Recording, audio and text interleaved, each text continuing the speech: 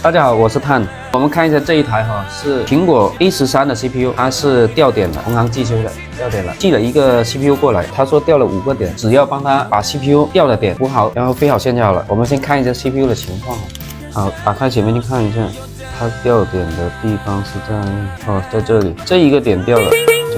这个点有没有用的呢？这个点好像是接地的吧？我们拿一个好的 CPU， 等会要重新测一下。这个点应该是有可能是接地哈，现在还不确定。但是这一个点呢，这个点也要确认一下，因为它这个地方有个线头啊，底下有个线头，它会不会像旁边这个一样啊？是有个引角的呢？我们要确定一下，再测一下，测量一下。然后这里一个，这个明显就是呢，这里有个线头，所以这个是掉点的。然后这里还有一个，这里一个，这里三个都是。然后这里还有一个，这个线头都看不到了。CPU 大概的情况就是这样啊。然后这个是一个 A13的。说实话啊，A13花个几百块的修 CPU 的话，好像真没什么价值，所以这种估计是掉资料的。好，对于这种 CPU 掉点的，然后处理过的，我们第一时间要干嘛呢？对，要先绝缘用滤油绝缘，因为它这个焊盘它还有很多黑胶，我要把它再处理一遍。处理黑胶之前，先把这些绝缘了。就是把这些焊盘表皮有漏铜的都必须要先绝缘，不然你处理焊盘的时候，它就粘稀了，会容易短路。这里绝缘完之后呢，再检查一下主板其他，你比如这些地方，它也是漏了铜的，这地方也要把它绝缘。你不绝缘的话，等会它又粘稀了。所以有时候说补几个点，好像说是补几个点，但是真正工作并不是说只补那几个点的工作。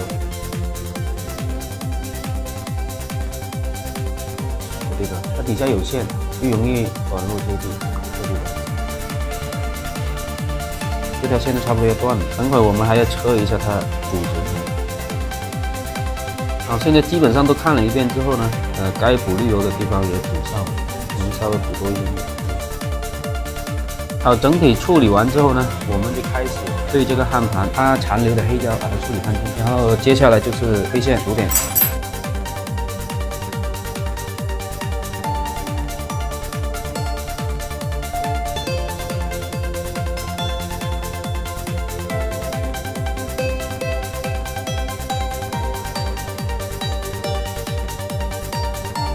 好，这个 CPU 呢，因为它表面那几个点看不清了，那我现在呢就决定插一个 CPU，然后看一下它的点到底是怎么走向的，就是那个线是怎么走的，是月票的点。那我们现在切回显微镜。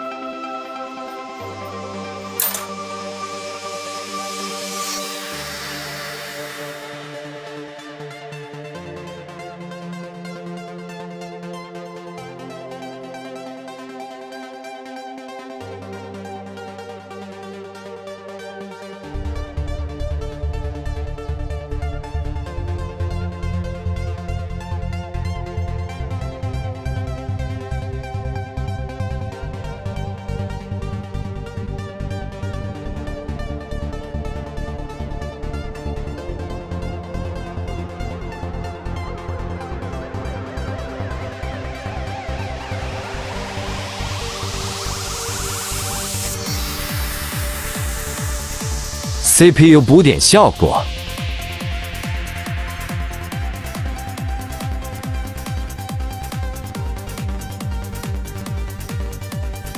修复成功，我们下期见。关注收藏起来。